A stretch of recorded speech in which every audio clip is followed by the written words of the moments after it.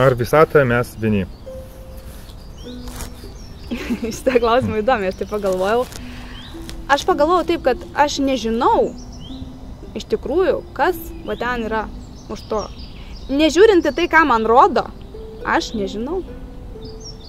Ir ar aš tikrai galiu būti tikra, kad žemė apvali? Iš ko? Iš to, kad man pasakė taip? O man daug ką pasakė. Tai,